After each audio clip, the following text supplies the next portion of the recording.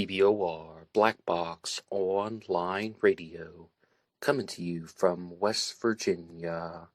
BlackBoxNed88 on Instagram for the bonus podcast. And welcome to BBOR, the home of true crime talk radio and your premier destination for unsolved mysteries, criminal psychology, and exploring the dark side of cyberspace. My name is Ned DeHaan, and I am your host, as well as the creator of AstroPsych 400 here on YouTube, and regular contributor to the Zodiac Killer channel. And a great way to support these shows is just by listening to some more content. But you can also go over to Amazon.com and have a look at the book Killer on a White Horse, written by me, Ned DeHaan. It is a novel, murder mystery, inspired by the Zodiac Manson connection, but it is indeed fictional. However, who doesn't love a good mystery? And there is always the TeeSpring page. Feel free to check out some of the merchandise. And remember, being weird is not a crime. Let the show begin. This episode of Black Box Online Radio is brought to you by Rep Sports and Raze Energy. Are you a fan of energy drinks, protein shakes, and health foods? Well, I sure am. I use the stuff almost every single day. They sell Raze Energy products at my local gym, but you can have them shipped to your home. Use the coupon code NED075, that's NED075, for discounts applied at the checkout. The link is in the description box. Alright, hello everybody. Today is Monday, another Zodiac Monday. Welcome to the show. How's everybody doing? I hope everyone had a good weekend. And just a couple of quick announcements before we begin. As a reminder, this show is always available for free download at LaunchPad 1. There's a link to that in the description box. You can download the audio version, take it on the go, anywhere and anyhow. That's the pure podcast, just the audio. If you would like to download the video version, you can use YouTube Premium. That one you have to pay for, though, but it does give you the images. LaunchPad 1 is free.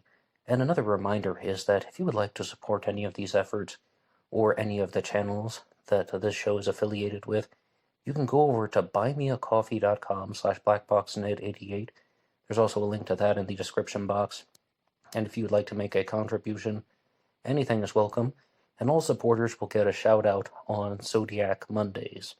So, to begin with today's episode, first I have to give a shout out to Professor Japanese 007, who sent in a new suspect to me, and this suspect was proposed by the YouTube channel AZ Unsolved. And today I will be talking about Dr. Derek J. Price. He was a British physicist who then relocated to America, who was involved with a discipline known as the history of science, which does some type of interdepartmental workings, if you will. And their video, which they have released, is called Possible Solve to the Zodiac Killer Z13 Cipher. The Zodiac was a serial killer that operated in 1968 and 69, maybe additional pre-Zodiac crimes, maybe the murders continued after that, but that's anybody's guess. Lots of theories out there. The Zodiac is also very famous for mailing in the codes, or the ciphers, and the 4 confirmed ciphers that the authorities believe came from the killer are the Z408, the Z340, the Z13, and the Z32. And I'll play a clip from that channel in just a second, but first, let's get a little bit of some background information on this guy, Dr. Derek J. Price. So his full name is Derek John DeSola Price. He was born on January 22nd of 1922, and he died on September 3rd of 1983. And as I said, he was born in England. So DeSola is actually his mother's maiden name, and Price was his father's name. So his full name is Derek John DeSola Price. And as I said, physicist, historian of science, information scientist, just pulling up some very basic Wikipedia information. Already, I'm sure some of you guys are thinking about age, education level, like, how does all that factor in? Because if there's a serial killer operating in 1968 and 69, and he's born in 1922, I'm going to do some fast math and say that he would have been about 46 or 47 years old. So that's definitely pushing it in terms of the Zodiac killer's age. But he actually passed away in 1983 because of a heart attack. And some people believe that the Zodiac killer died rather shortly after the murders in the letter stopped, and that's the reason why there was this complete halt in Zodiac activity. Other people believe something quite to the contrary, that the Zodiac continued mailing in letters all the way through the 1980s, most notably the 1986 letter, the 1987 letter, the 1990 Eureka card, and the 2001 card. So, as I said, this is all unconfirmed into that territory. But what I was much more curious about was, how did this guy, as I said, very well educated, double PhD actually, and one of his PhDs was even in history, and I think well educated is completely an understatement. I mean, he's working with universities all over the world, including the National University of Singapore, teaching applied mathematics. I mean, this guy is like one of the absolute most educated suspects out there. So, but in terms of his time in America, he more or less relocates to the United States in 1960. He works with the universities Princeton and Yale, and you can find these little snippets about him online saying that Yale would become his future home, or his place of permanent residence. And okay, I mean, I can accept that he was in the United States, but Yale and Princeton are on the East Coast, and the Zodiac Killer was operating on the West Coast. And as I said, like, I had never heard of this guy until the info was shared with me by Professor Japanese. And I was just flipping through the info, and I saw that in 1965, he was giving a speech in London. So that just made me question, well, was he just like moving back and forth because of academic events? Or did he relocate to the United Kingdom for a while in the late 1960s? So should that give us room for doubt? And I'll just read this very basic piece of info here. In 1965, Price gave the first Science of Science Foundation lecture entitled The Science of Scientific Foundations of Science Policy, given at the Royal Institution of London. Wow, that is a tongue twister. I know it's not trying to be, but it is. Science of Science Foundation lecture entitled The Science of Scientific Foundations of Science Policy. Whew, there must be a reason why those guys have to go to college for so long. Sheesh.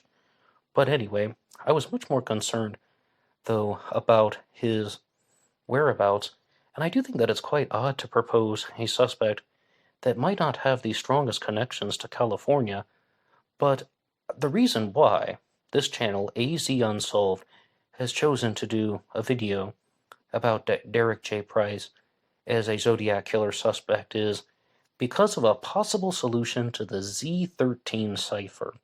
The Z13 is also known as the My Name Is cipher, and I'm going to play an audio/video clip.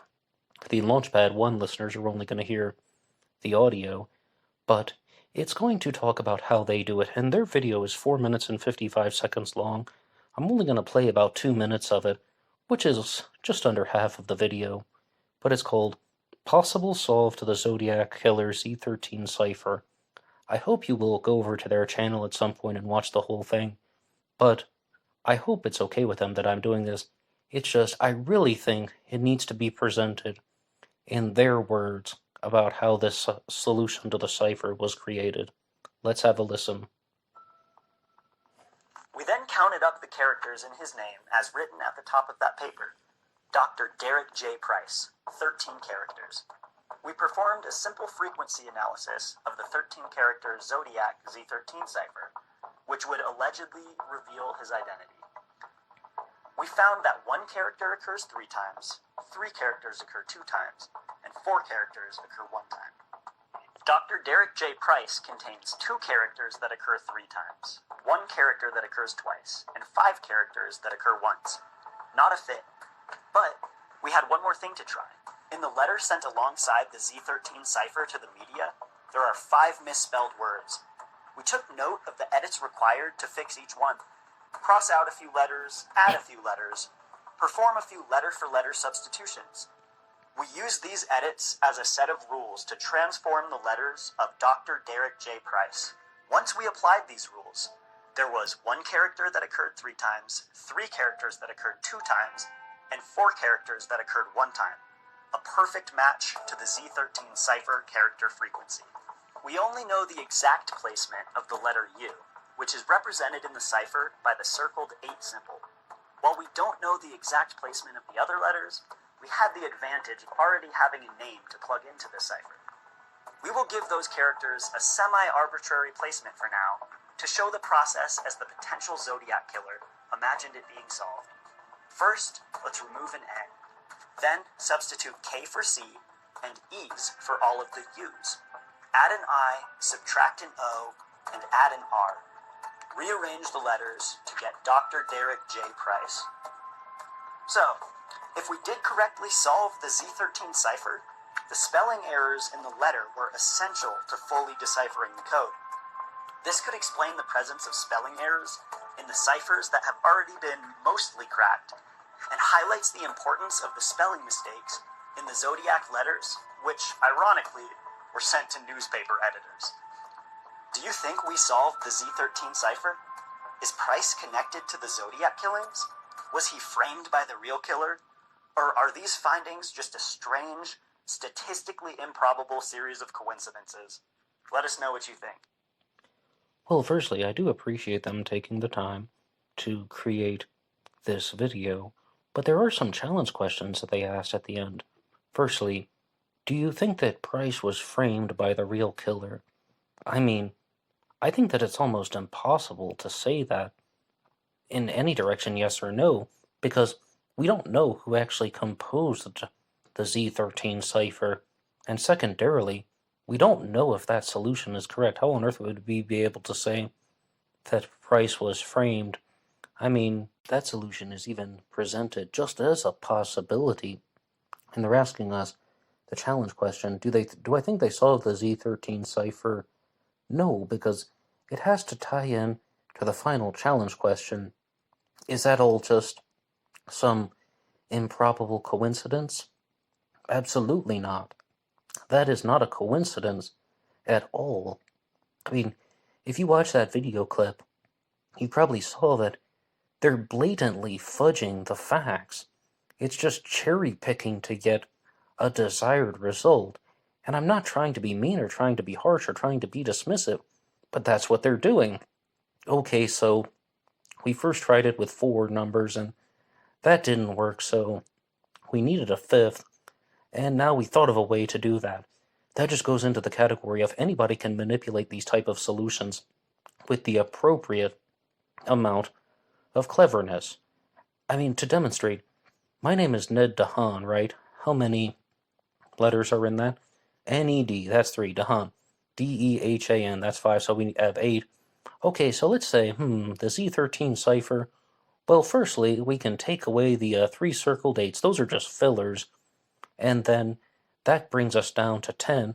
Oh, but instead of Dr. Derek J. Price, let's say Mr. Ned DeHaan. Boom, okay, there, we saw the Z13 cipher. It was Ned DeHaan the whole time. Must have been some type of time machine thing going on.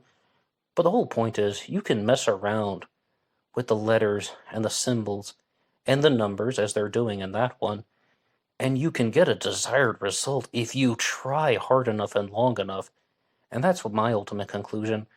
But if you think that my response is unjustified, or you think that there is something that is a little bit more substantial in their video, again on the channel AZ Unsolved, I would love to hear your response in the comments section down below.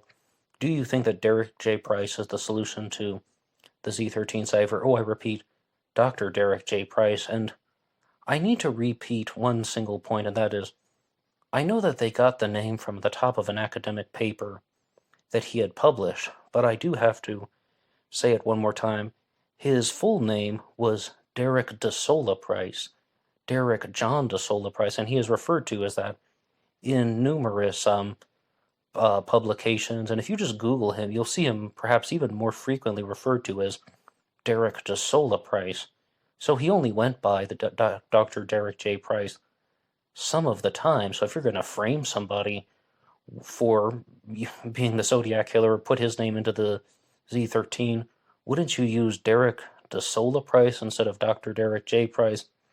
I mean, I don't know. I suppose anything's possible, and I will give them that, but I also wanted to just share something that is just a little bit of extra info about Dr. Derek J. Price, and I had never heard of this thing before, but in his scientific contributions section, he is listed as being the creator of Price's Law. Price's Law pertains to the relationship between the literature on a subject and the number of authors in the subject area, stating that half of the publications come from the square root of all contributors. Thus, if 100 papers are written by 25 authors, 5 authors will have contributed 50 papers. So, did you follow all that? It sounds like the square root of the number of authors are writing half of the materials that are available. And I think it means that if there are 100 papers that are written by 9 people, then 3 of those people will have written 50 of the papers or 50 of the pieces of writing. I mean, that's just, continuing onward with the example.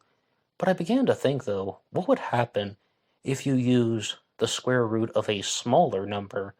Like they used the example of 25, and I just said 9. But what about the number 4? Because what's the square root of 4? 2, right? I mean, almost any time you would have that, you're going to divide that in half. It's like you're going to get the perfect half, 2 on this side and 2 on that side. So let's say we don't have 100 papers, something realistically, 10. Okay, 10 papers are written by 4 people, and the square root of 4 is 2, right? That means half of the papers are written by 2 people, and the other half are written by the other 2 people. Or if you want to get a perhaps a rounder number, 16, and then you would say the square root of 4 is 2. That means 4 papers are written by one person, 4 could be written by the second, 4 by the third, and 4 by the fourth. It's almost like if you have 4 people working together, it could be possible to divide things evenly. Because that's what I think this is all about, just to show that something happens where some people produce an enormous amount of work, and some people probably do not produce a lot. But if you had 4 people working on a set of tasks, and this task it appears to be writing papers or creating works for publication, then if you have 4 people working on the task, the work could be, I repeat, could be divided evenly. Doesn't mean that it would have to work out perfectly every time. I just thought that was really interesting, Price's Law. And I'm definitely making a note of this, and maybe it'll come up in some type of future life event. But thank you again to Professor Japanese for sharing the video with me about Dr. Derek J. Price, British scientist, as the Zodiac killer. Now, to move on to the next segment, I finally got around to watching some of the videos from Drew Beeson that he had released on his channel, talking all about visiting the sites of Zodiac activity. Now, I believe Drew is based in Texas, but he had the opportunity to go out to California and visit the Zodiac killer crime scenes, and the names of the videos on his channel are The Good Times I Had in Vallejo Part 1, The Good Times I Had in Vallejo Part 2, and Snapshots from Vallejo, the Zodcast, the Zodiac Killer. So, in these videos, as I said, Drew got to visit the Lake Herman Road parking lot, as well as Blue Rock Springs Park, and the IHOP restaurant where Darlene Ferrin would have worked at. And I was really quite surprised when he was showing some footage of Vallejo, because I've looked at a lot of photos of Vallejo, but most of them were black and white from the past. I mean, some of them are in color, but they still have that kind of grainy, blurry look, the way that some older photos do. And just looking at Vallejo in the present day, it really was quite different than how I imagined it, because, as Drew pointed out, a lot of it seems to have been frozen in time. It doesn't look like a lot of the buildings have been revamped or renovated or altered in a lot of different ways. The first point that he shared in one video was that the Lake Herman Road parking lot, where David Faraday and Betty Lou Jensen were murdered on December 20th of 1968 by the Zodiac killer, is extremely small. It's almost just like a dip in the road, or imagine just a section of the road continuing on outward into some gravel. But of course, the Lake Herman Road parking lot is the entrance to the Benicia water pumping station, and they actually had the gate there, and it was open in Drew's video, like the entrance to the water pumping station was open, but it said no trespassing. And I read somewhere once that in 1968, when David Faraday and Betty Lou Jensen would have gone there, it would have actually been much bigger. At the time, the fence would have been farther back, but I don't even remember where I read that one. But I think that's almost an irrelevant point, because as far as we know, David Faraday and Betty Lou Jensen's car would have been very close to the road, and there's definitely not a lot of room going on there. And I think, though, that that might really question the motivation about why they went to the parking lot, because there are numerous people out there who simply insist that David Faraday and Betty Lou Jensen did not go there for physical intimacy. It wasn't actually a lover's lane shooting. Some people think that they went there just simply to have a conversation, and, I mean, maybe that's something that people did before smartphones. I mean, okay, of course, yes, we pull over on the side of the road and they want to talk for a while, and maybe they're sharing a romantic moment, but it's not physical intimacy. And some people think that David was going to give Betty Lou his class ring and asked her to be his steady girlfriend, and then other people think that he took off the class ring because he thought that the Zodiac killer was trying to rob them, so he was just going to offer it to the guy, hey, here, take my ring, just please don't hurt us. Something to that effect. And another point, though, that Drew shared in his videos is that Lake Herman Road and Blue Rock Springs, the second Zodiac crime, are very close together. And what did he say? It was like a 6 or 7 minute drive or something, but very close by. And the first time I saw that on a map, I was really quite surprised that those two crimes would have been so nearby, because the Lake Herman Road murders and the Blue Rock Springs shooting, which saw the death of Darlene Ferrin, are very similar crimes. Both of them have a man and a woman in a car. Both of them are seated in the car together, and some guy comes up and starts firing a gun at the two victims. And the only difference really with Blue Rock Springs is Mike Mageau, the male victim, survived the shooting. But I guess some of the other differences would be David Faraday and Betty Lou Jensen were ordered out of the car. At Lake Herman Road, the male victim was in the driver's seat at first, and then Betty Lou Jensen was in the passenger seat. At Blue Rock Springs Park, Darlene Ferrin would have been in the driver's seat, and Mike Mageau would have been in the passenger seat. And also after Blue Rock Springs, I guess a very important difference is somebody made a phone call saying that you'll find two kids that have been shot with a 9mm Luger. I'm the one who did it. I also killed those kids last year. Goodbye. And if I ever heard that too, I probably would be somewhat disturbed the way that Nancy Slover was. But that's when the Zodiac Killer is truly beginning the foundations of creating his persona.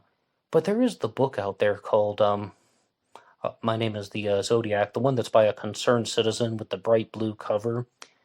And it's about how Betty Lou Jensen could have been murdered because of a case of mistaken identity.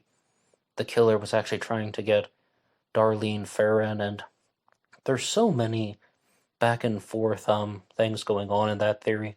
Some people think that the person may have been trying to get Betty Lou all along, because both of these cases are tied to the drug trade. And I say that because Lake Herman Road is more or less a drug corridor. A drug bust was going on very close by. Secondarily, Blue Rock Springs Park was a place where Darlene Ferrin and Mike Mageau went to do what? To buy drugs. Mostly a little bit of marijuana and some pills. And is there some way somehow that there's a type of drug-related or gang-related connection to the Zodiac case? Maybe. I have no idea how I would be able to prove that in a court of law, other than guesswork. But here is something else, though. And this is practically a new segment. I guess I should first say one more time, you can find these videos, The Good Times I Had in Vallejo, Parts 1 and 2, on Drew Beeson's channel. He is the author of Sighting In on the Zodiac Killer, as well as the host of the Zodcast. But to move on to this next segment, which is heavily connected. After Blue Rock Springs, you have the phone call. You have somebody writing a letter taking credit for not only the Blue Rock Springs murder, but the Lake Herman Road murders, saying something to the effect of, I am the killer of the girl on the 4th of July and the 2 kids last Christmas at Lake Herman. I'm paraphrasing, alright, fully aware. So then the Zodiac goes on to create the August 4th letter, gives himself the name, and says, this is the Zodiac speaking. On September 27th of 1969, the Zodiac Killer attacks Brian Hartnell and Cecilia Shepard at Lake Berryessa. This is the time when the Zodiac Killer was wearing his hooded costume with a symbol on it, and yes, indeed, a crime is committed with the Zodiac symbol. This is the only time the victims were tied up, the only time the victims were stabbed, and then the Zodiac writes a message on Brian Hartnell's car door saying, the Zodiac symbol, Vallejo, the dates of Zodiac activity, and signs it, by knife. Now this is going to sound really weird, but please bear with me. I happen to have just turned on the TV, and I encountered the movie Death of a Cheerleader. And it is the remake of an older movie. They made this movie called Death of a Cheerleader with Kelly Martin and Tori Spelling.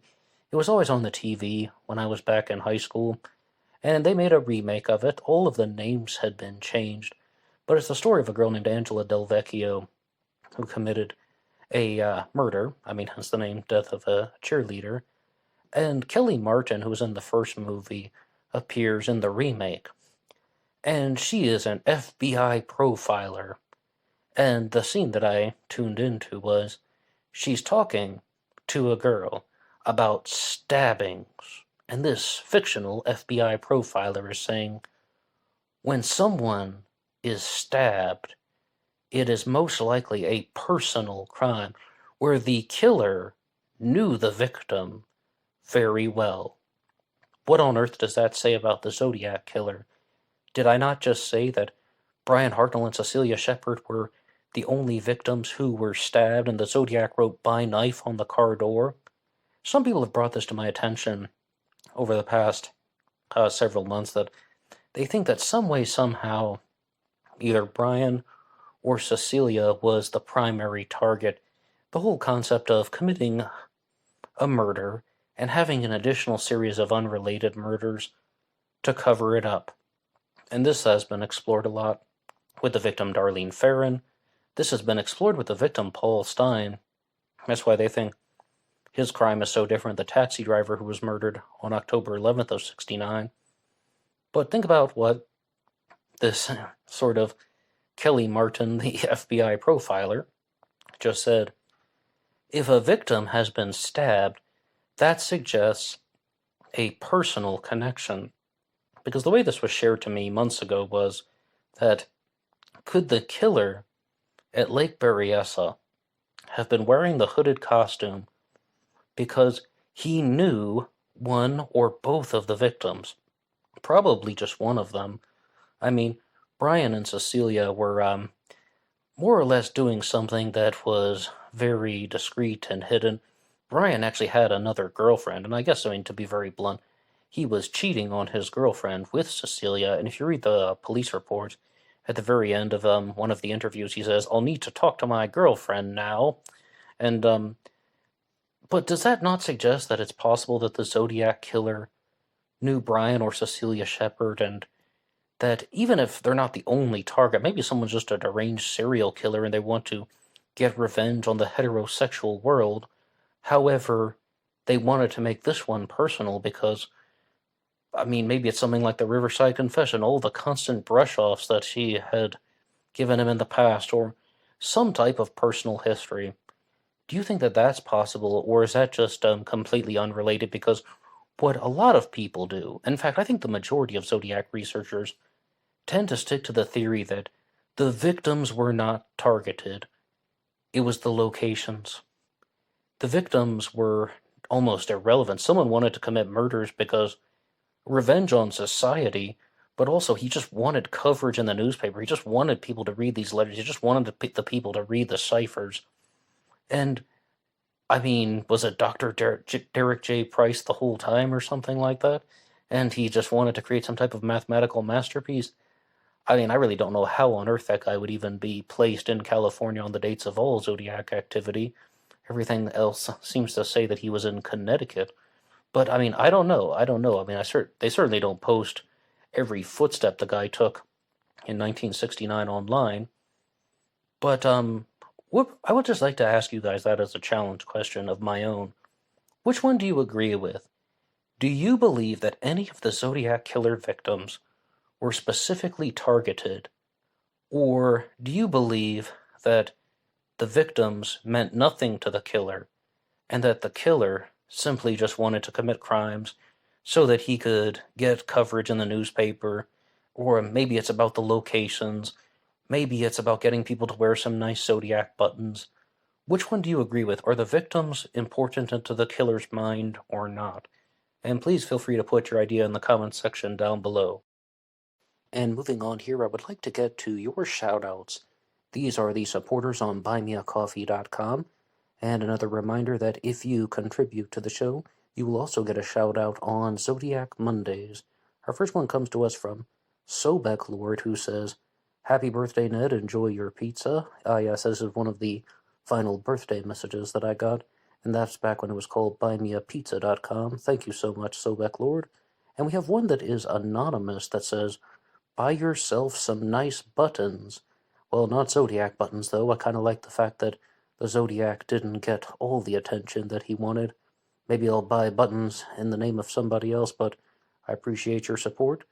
And we have one from Drew that says, "Here's a coffee for the bonus coffee." And I mean, we got the show and the bonus podcast on Instagram, so thank you, Drew, so much. And the next one is from Ray Grant that says, "Ned, thanks again for all the free advertising that I get on your channel." Ray Grant is the author of Zodiac Killer Solved, as well as the novel Zodiac Killer Dreams.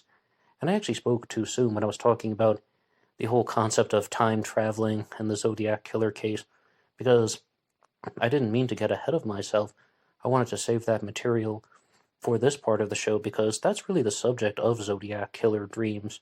If you ever get a chance to read the novel, a lot of it deals with the possibility of what if somebody could have been moving through time and even encountering some of the crimes that have been committed by the Zodiac Killer. And there's some very descriptive sections on the murder of Sherry Jo Bates in 1966 and the Lake Herman Road murders involving David Faraday and Betty Lou Jensen.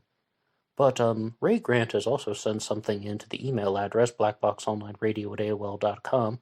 Anybody can contact me there and share anything they like. But what he wanted to do was weigh in on the DNA. Do we have the Zodiac Killer's DNA?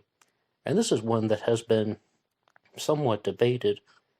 The general public might have the understanding that, yes, the authorities have the Zodiac Killer's DNA because, well, they went public in 2002 and they were on the show Primetime Live. ABC ran the story about how they have the Zodiac Killer's DNA, and some suspects, such as Arthur Lee Allen, Shel Cavalli, and Charles Clifton Curtis, were eliminated because of DNA. And with Allen, there's also the side palm print, which is also called writer's palm, handwriting, some other reasons why he is viewed as eliminated by some.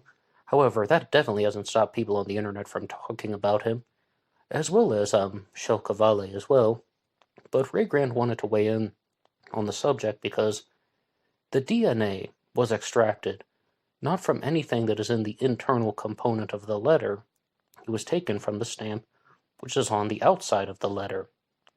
And Ray Grant is sharing this as someone who worked for the USPS for 37 years. And what you'll hear now is a segment that has been written by Ray Grant. I can give you some feedback on the SFPD back around the time of Primetime Live back in 2002 in the month of October. SFPD decided to go all out in June of 2000 and set up a 3-person DNA extraction lab over all the Zodiac letters, which they were in possession of, with the exception of the VTH cover letter, that must be the Vallejo Times-Herald, on July 31st of 1969. Yeah, that's referring to the 3 letters that were mailed into the Vallejo Times-Herald, the San Francisco Examiner, and of course the San Francisco Chronicle. In December of 2000, Sergeant Tom Connor of South Lake Tahoe PD contacted Inspector Kelly Carroll of SFPD. I had set up a NorCal Geophysics in Petaluma to do a GPR scan of the area and across the street from 739 Clay Street in San Francisco, which was the only USGS benchmark on the South Lake of the Mount Diablo Radian. That area turned out to be Portsmouth Square Park, and the only open ground that was undisturbed since 1970, as the vegetation to the left of the garage doors was there. My theory was that that was where Donna Lass was buried.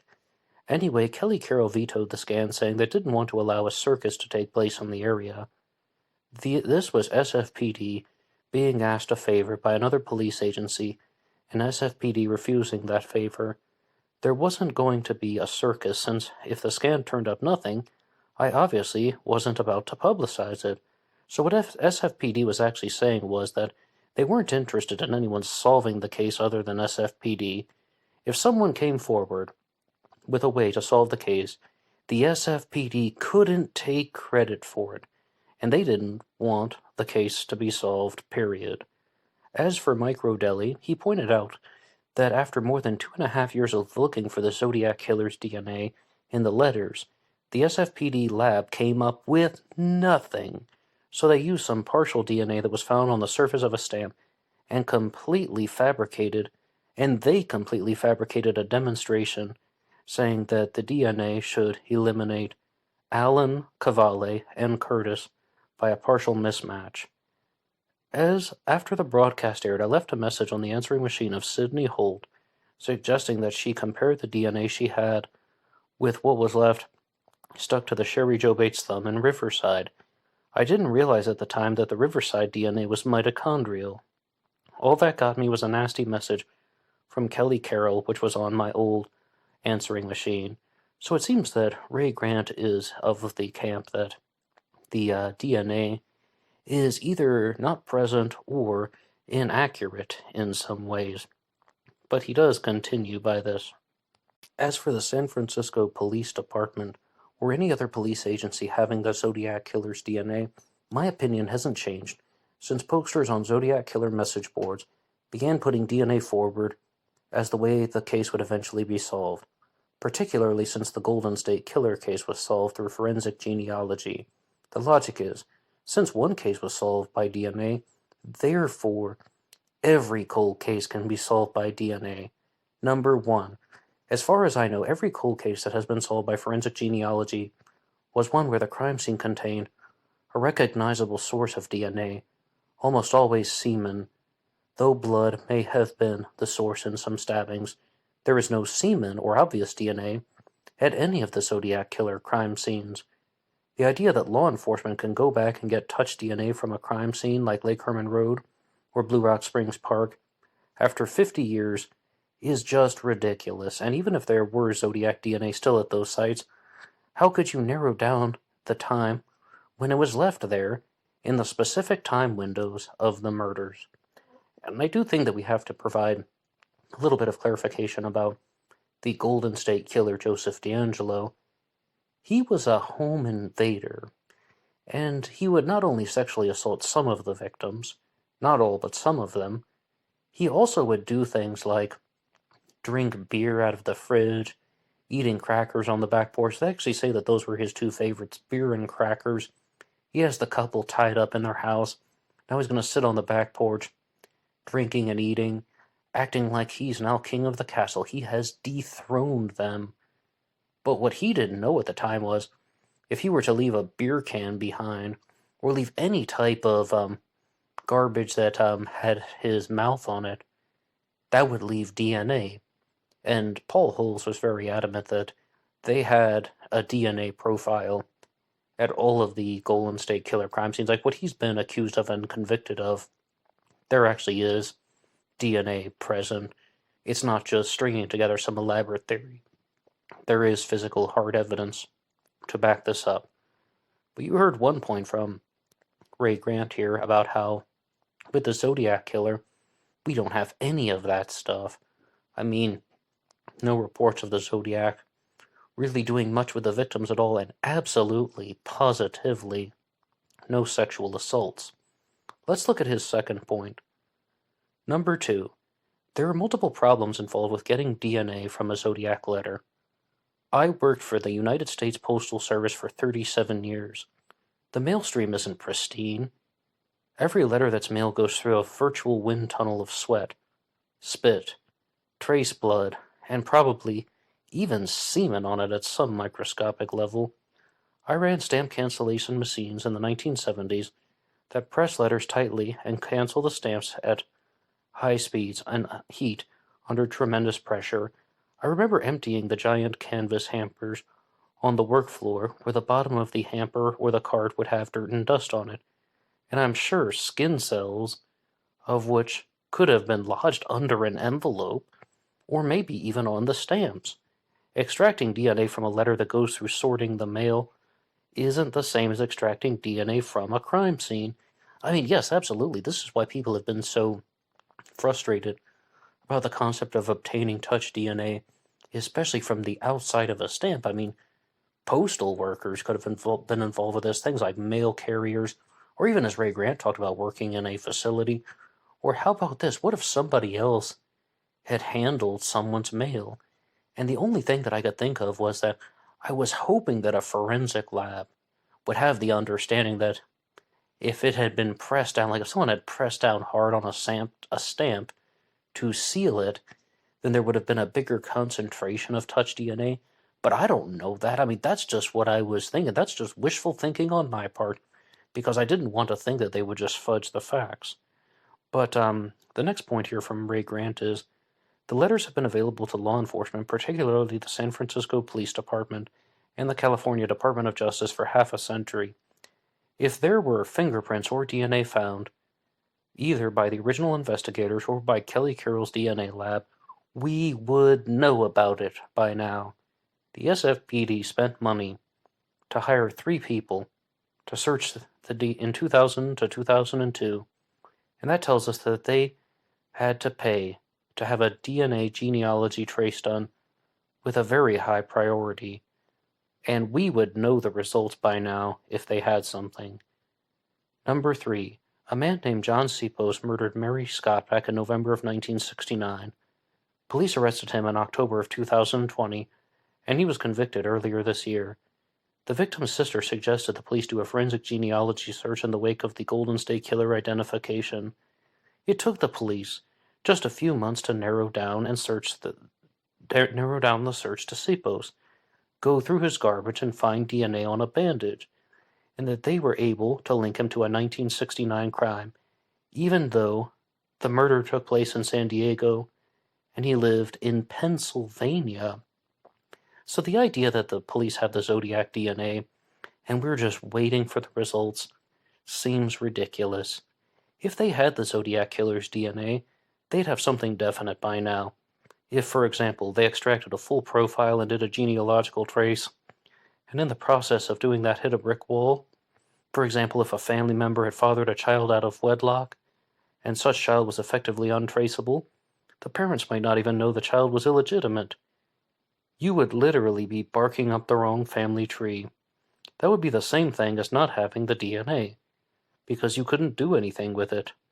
If the police had the Zodiac's DNA, we'd know by now, which means they don't. And those are the words of Ray Grant, as I said, author of Zodiac Killer Solved and Zodiac Killer Dreams. Much appreciated for those comments. But as you heard there, Ray Grant is of the stance that they don't have the DNA. However, another big proponent of this that was cited in that was Mike Rodelli, author of In the Shadow of Mount Diablo and The Hunt for Zodiac. In the Shadow of Mount Diablo is the print version, and the ebook alteration is called The Hunt for Zodiac. Mike Rodelli is a supporter of the theory that involves Kjell Kavalle, the Norwegian-American businessman. He was born in 1919 in Norway, spent his time in the city of Trondheim over there, came to the United States at the age of 10, and went on to become a very successful businessman, working in the automotive industry, one of the biggest importers of cars in the United States, one of the few Zodiac suspects who is actually a millionaire. And I had the opportunity recently to talk to Mike Rodelli because I read off some of his comments about the DNA here on this channel, and I even did a full episode about it once called Do They Have the Zodiac Killer's DNA? And the long story short is, he is of the belief that, quite similar to Ray Grant, they don't have the DNA. They did a special on Primetime Live that aired on ABC in 2002, and the crime lab didn't want to go empty-handed. But how exactly did they do this? Well, they had some traces of cells at some places on the envelope, and then they had the collection of cells on the stamp, but it's the outside of the stamp, and if they do not have the DNA underneath the flap of the envelope, there's a very high chance that it was never licked by human saliva in the first place.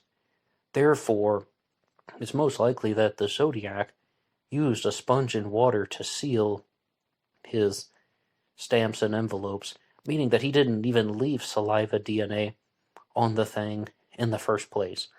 Now you might be wondering, why on earth would he do that? It was 1968 or 69, 1970, really the letters began in 69, so why would somebody seal the envelope with water?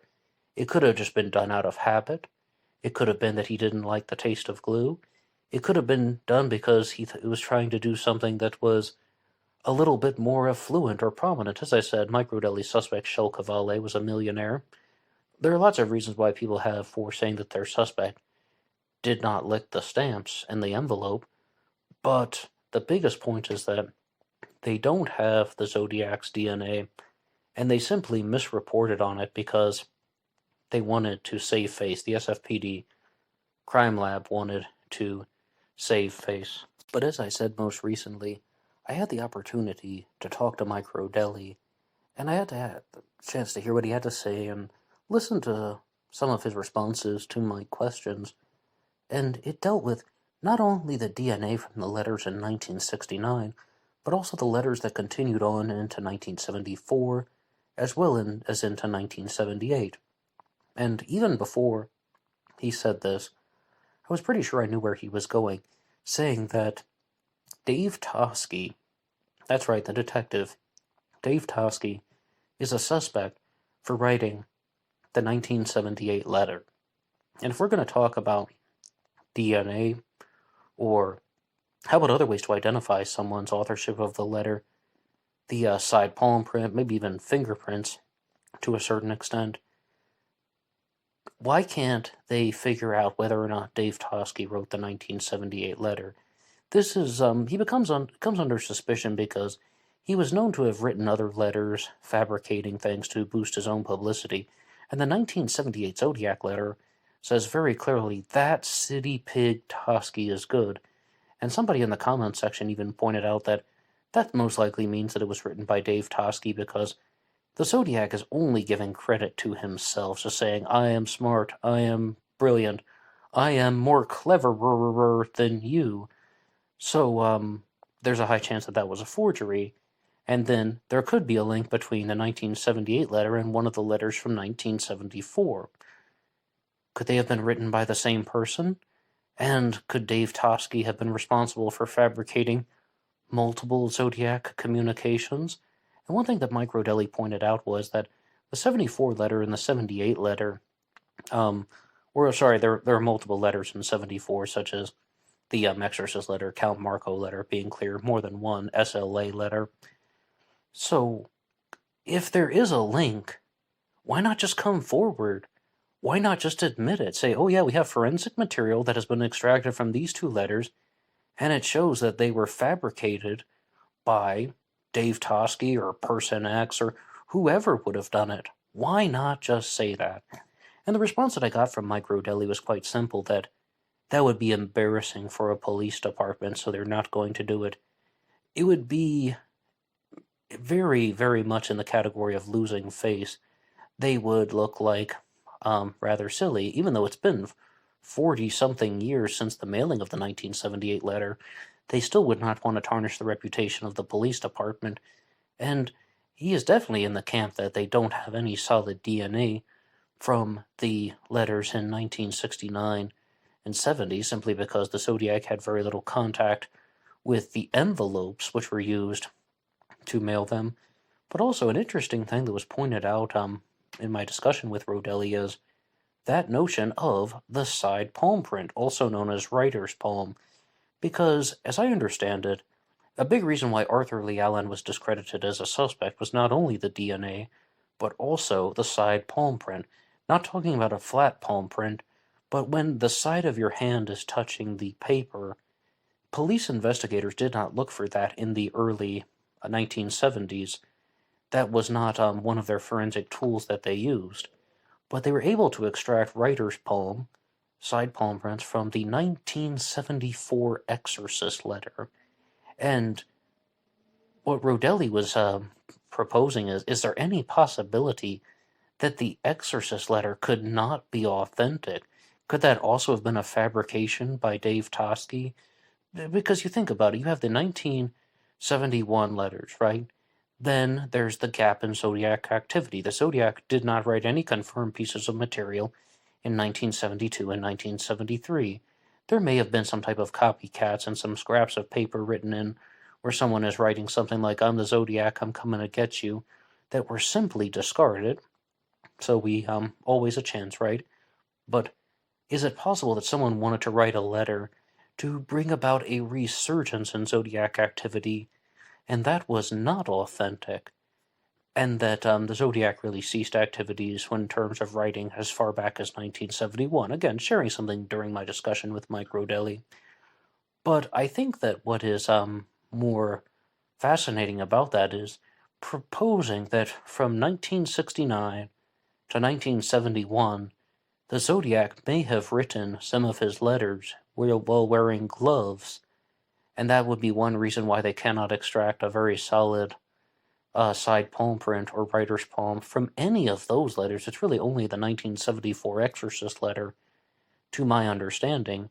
And there are a few reasons for this, because, we aren't completely sure, but one of the letters was determined to have been a forgery in 1974 by the examiner Alan Keel, and according to Mike Rodelli, the only letter that Keel ever truly commented on was the Exorcist letter. Therefore, it seems that the Exorcist letter should be the one that was deemed to be not authentic and not a forgery. And there's this whole belief that there's going to be some type of link between the letter from 74 and the letter from 78, and that a profile could be compiled, or there's some type of forensic material that would reveal the letter writer in that case. But Mike Rodelli also talked about some of the reasons why law enforcement does not want to come forward with all of their findings.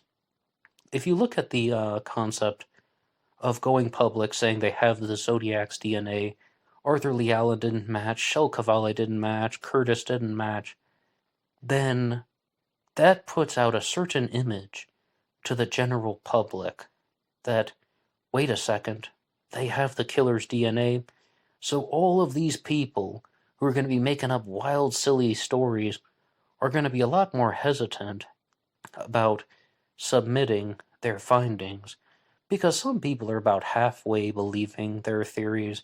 For example, if they say, oh yeah, we don't have any solid DNA on the Zodiac killer, then Joe Schmo and Tina Mamma Mia can just make up some wild story about, oh yeah, I just remembered there was this guy who lived on the street with me, and he wore dark-rimmed glasses, and I think I heard him humming the Mikado songs one time. Therefore, he's the Zodiac, and I have a suspect that I would like to propose. And they start banging on the door and saying, please take me seriously. I have a suspect, and I'm trying to solve the Zodiac killer mystery. You could definitely scale down on those types of requests or those types of behaviors from people if you were to falsely admit that you have the Zodiac's DNA, or falsely admit that you have a credible sample of the Zodiac's DNA, because people would be much more hesitant, or you definitely wouldn't get any solid fraudsters, because then they would just be submitting DNA that they knew was false. I mean, depends on how brazen and brash they are. Some people wouldn't care. They're just going to ride the car off the cliff and just see where it lands. They just do not mind at all. But it really is quite confusing. And I think Microdeli is of the opinion that law enforcement is not to be trusted, and they do not necessarily hold a widely held and very strong set of consistency. But what would be some benefits to going public on the 2002 show and saying, hey, we have the Zodiac killer's DNA, and these 3 suspects have been compared and tested, and they have been eliminated. Bear in mind that Arthur Lee Allen had already passed away in 1992. This is 10 years after the death of Arthur Lee Allen. But what would be a benefit of that? You could bait the killer into doing something new. Oh, so you think that I was one of those 3? No way, not at all. And writing in some type of letter, or doing anything at all. Getting the real killer to make a type of move, so then he, the Zodiac, would make himself more vulnerable, and they, meaning law enforcement, could respond in some type of calculated way to try and capture this serial killer. And 2002, it seems like a lifetime away from the Zodiac murders, but really that's only about 33 years from the murders that took place in 1969, and as I said from the beginning, who really knows how many crimes the Zodiac killer actually committed? But in terms of Microdeli's suspect, Shel Cavalli, he's definitely standing by his theory and his statement that Cavalli was indeed the Zodiac. But interestingly, I began to ask him some questions about the individual crimes that were committed, such as the Lake Herman Road murders, the Blue Rock Springs shooting, and the Lake Berryessa stabbing. And Rodelli pointed out that it is quite possible that the person that you see in the Lake Berryessa foyer sketch, the one who is with the dark hair, and he has more of a rectangular face, or, I mean, if that is the best word, the Lake Berryessa voyeur, that person could have been the Zodiac, but also could have been an active participant. And we talked for a while about exploring the concept of a partnership, because Microdeli was of the belief that the Lake Berryessa stabbing is very different. And I talked about some of the reasons earlier, about how it's committed by knife, the perpetrator's wearing a hood, the victims are tied up. But what Rodelli said was that there's handwriting that was left on the victim's car door. On Brian Hartnell's Carmen Gia, the Zodiac wrote a message. And that handwriting looks extraordinarily similar to the Zodiac's letters. And we're more or less just entertaining the possibility of a partnership, about how there could be 2 people involved.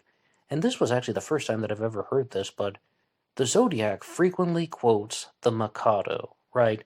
Like, I mean, if the Exorcist letter is authentic, that says Titwillow, Titwillow, Titwillow.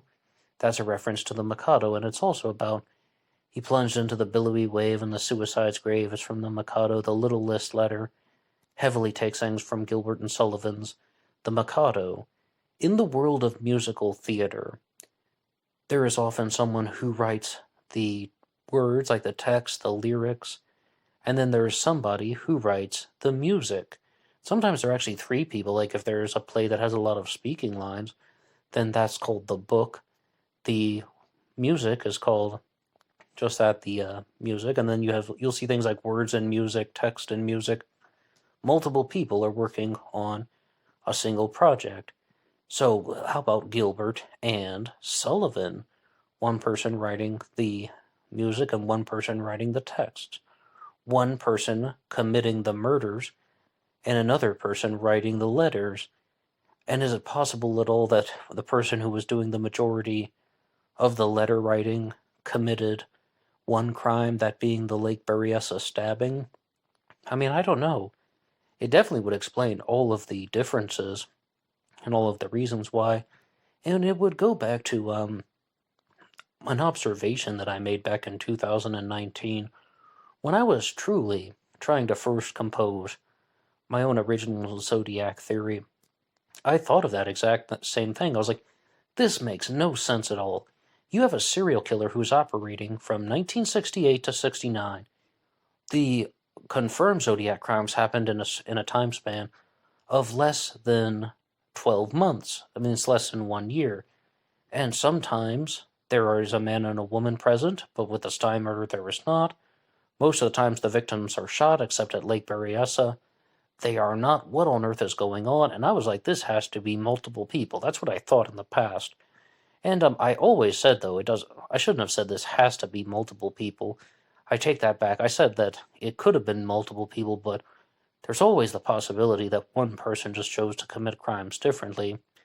But if you look at that as a partnership, that would explain why there are similarities and differences at the same time. Now, who would have done that? I don't even want to begin to comment on that.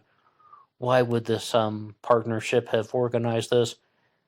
I mean, I can comment on that part because a lot of people have brought this idea forward, and I don't even remember the first person to say this, but they thought the Zodiac was recreating the Mikado, or they thought the Zodiac was trying to turn himself into some type of real-life theatrical character, like a real-life operatic character.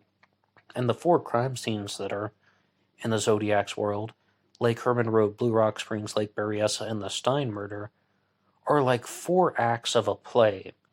And firstly, there's the Zodiac sneaking up on teenagers and then young adults.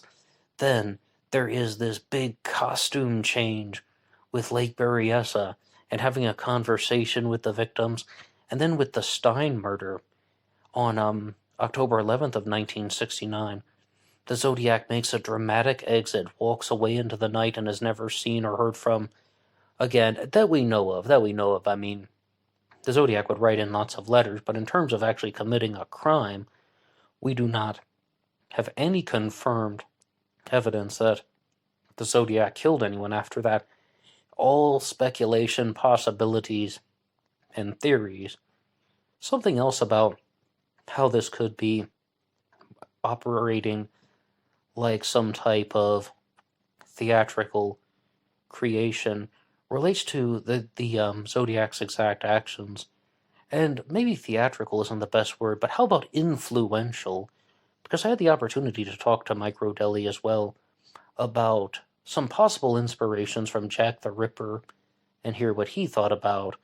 And he talked about the cutting of an apron is quite similar to cutting Paul Stein's shirt and mailing it in, is what I even brought up about how that could be the same thing as cutting out the kidney of a victim and mailing it in to prove that he committed the crime. Jack the Ripper did that in the From Hell letter, and the kidney belonged to Catherine Eddowes. The Zodiac did that with Paul Stein, and the piece of his shirt belonged... Well, I mean, the piece of the shirt belonged to Paul Stein. And the Zodiac's first letter was mailed after the second crime. Jack the Ripper's first letter was mailed after the second crime. After the third night of the Ripper activity, a message is written on at the one of the buildings nearby the murder of Catherine Eddowes at Lake Berryessa. There aren't a lot of buildings around the murder site, so a message was written on the car door. And there are just all of these similarities between Jack the Ripper and the Zodiac. But Mike Rodelli talked to me about how he is now researching the true crime case the Monster of Florence, a serial killer who operated in Italy. And believe it or not, there is a Zodiac killer connection to that, where some person thinks that the Zodiac killer was also this serial killer in Italy called the Monster of Florence, who operated from roughly the mid-70s to the mid-80s. And that would mean that right after the mailing of the Exorcist letter, if that is authentic, then this person would have gone over to Italy and continued to commit crimes. And I'll be exploring that in a future Zodiac Mondays episode. But the final comment that I would like to share with you is when I had the opportunity to ask Mike Rodelli about all of the differences in Zodiac crimes. I was asking a bunch of leading questions about this Jack the Ripper stuff, and we talked about some reasons why the Lake Berryessa stabbing could have been different. But why did the Zodiac murder Paul Stine on October 11th of 1969? Excuse me. Before that, the Zodiac has gone after couples, always a man and a woman present. But this time, there's a single male that has been targeted, and he is in a taxi. He is the taxi driver, and it's done in Presidio Heights. Mike Rodelli's suspect, Shel Cavalli, lived relatively close by. He lived in that neighborhood, and Rodelli has theorized that it's because of the geographic layout of Washington and Cherry, as well as Washington and Maple. He was scouting out an area in which he thought was very difficult for people to see, because the street lamps wouldn't even pour light into the street very well. Dark, somewhat secluded for a city street, and it would have been an opportune place to commit a crime, and then the perpetrator could sneak away and head back to his home. So, I mean, what do you think about all of that? And I guess the biggest challenge question that I would ask you guys is mostly pertaining to the partnership theory. Do you think that that's a reason why the Lake Berryessa stabbing is so different? Because it was a different person? I mean, it could have been an active participant. You have a team of guys working together, especially in the concept of one person is writing the letters and one person is committing the murders, and that the letter writer was responsible for the Lake Berryessa stabbing. And I guess some of the more important points that I would like to discuss as opposed to theorizing is, how reliable do you think the DNA is? And if not DNA, if they don't have any credible answer about the Zodiac killer's DNA, that would mean we have to find something different to evaluate. What would that be? We talked about the side palm print, also called writer's palm, but what about fingerprints? And I did have the opportunity to discuss this with Mike Rodelli, and I talked about how some suspects have mostly been eliminated by fingerprints. Ted Kaczynski, Xenophon Anthony, whom I was talking about last week. Some people are just like, hey, the fingerprints did not match. But with somebody such as Shel Cavalli, I don't know if they were ever compared, to be honest. But are these reliable? There's a very famous story out there that they have the fingerprints of someone at the Stein taxicab that have been imprinted in the blood, meaning that there's a fingerprint that is pressed in the blood. Someone would have had to have touched the cab after Paul Stine was already bleeding. And Mike Rodelli heavily disputes that. He's one of the first people I've heard who simply said that, no, there shouldn't have been any collected fingerprint that has been imprinted in the blood. It's really the first time that I've heard someone say that. Very clear they were all latent prints. I guess I want to quote him more directly. I think that that's somewhat of a bold claim, but I will always accept the result whenever it comes out and we have a true understanding of the case. But I think there appears to be some type of consensus among people like Ray Grant and Mike Rodelli that they just don't have the Zodiac's DNA. And they shouldn't have the Zodiac's DNA because it's inappropriate to take DNA off of the outer edge of a stamp if it's not completely certain. They're not completely certain it came from the killer, and it also could have been touched by postal workers. It could have been contaminated. And even if some way, somehow, it was exposed to somebody else, it could be around all other types of methods of obtaining somebody else's DNA on the letter. So I guess that's it in a nutshell, that the DNA evidence is not reliable, and there are some reasons for that. But please weigh in the comment section down below. Share anything that you like. Respond to any of the points in this episode. I would love to read your messages. And as I said, if you make a contribution to the show, you will get a shout out here on Zodiac Mondays. I thank Micro Deli for talking to me. I thank Ray Grant for writing out material for this show, and all the people whom I've discussed. And don't forget, also tell me what you think about Dr. Derek Price as a Zodiac killer suspect. A lot of things in this episode, and you can respond any way you so choose. Please put your ideas down in the comment section down below. Anybody can write the show at BlackBoxOnlineRadio at AOL.com. You can also get me on Facebook. My personal Facebook is in the description box. And there is always BlackBoxNed88 on Instagram.